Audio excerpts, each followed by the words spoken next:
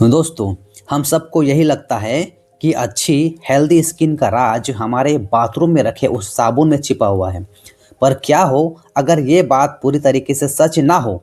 आज हम एक ऐसे सोर्स पर नज़र डालेंगे जो इस पूरी सोच को ही पलट कर रख देता है। तो चलिए सीधे मुद्दे पर आते हैं। सोच का जो पहला दावा है वही चौंकाने वाला है। वो ये कि तंदुरुस्ती का साबुन एक धोखा है।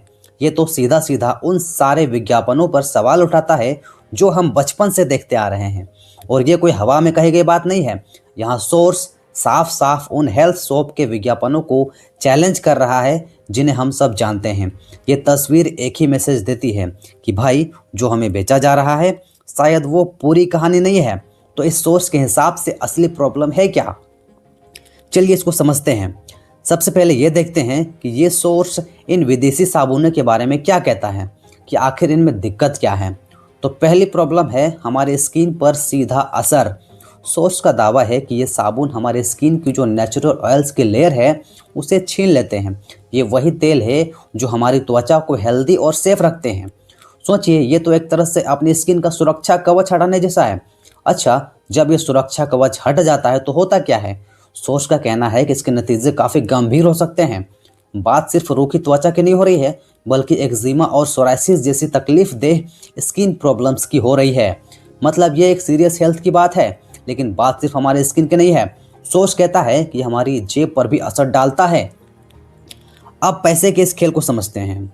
यहाँ से मामला और भी दिलचस्प हो जाता है। सोर्स का दावा है कि जिस साबुन को बनाने में सिर्फ 2 रुपए लगते हैं उसे बाजार में 12 रुपए तक में बेचा जा रहा है। मतलब बनाने की लागत और जो कीमत हम चुकाते हैं उसमें ज़मीन आसमान का फ़र्क है।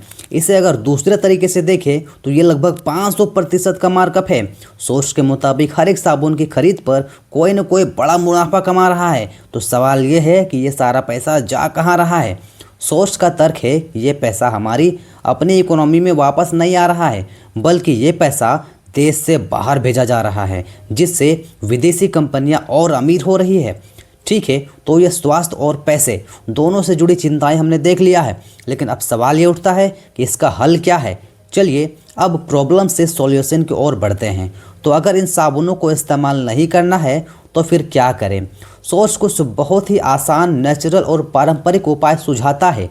चलिए एक एक करके उन पर नज़र डालते हैं।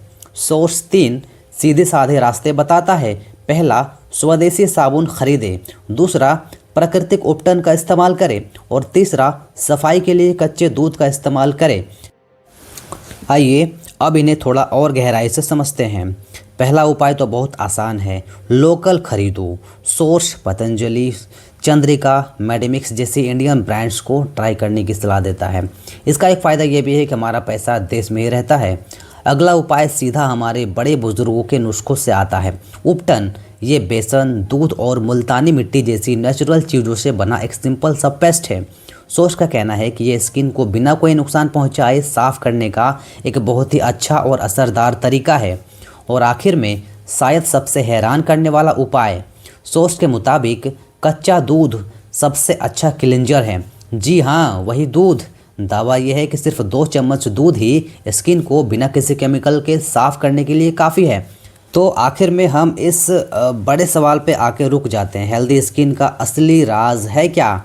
क्या वो सदियों पुराने पारंपरिक ज्ञान में छुपा है, या फिर उन चमचमाते विज्ञापनों में जो हमें रोज़ दिखाए जाते हैं? ये सोर्स हमें अपने रोज़ के चुनाव पर दोबारा सोचने के लिए कह रहा है। अब फैसला हमें करना है। दोस्तों, अगर वीडियो अच्छी लगी है तो वीडियो को लाइक करें, सब्सक्राइब करें, अपने दोस्तों के साथ शेयर करें और बेल आइकन को प्रेस करें। Thank you.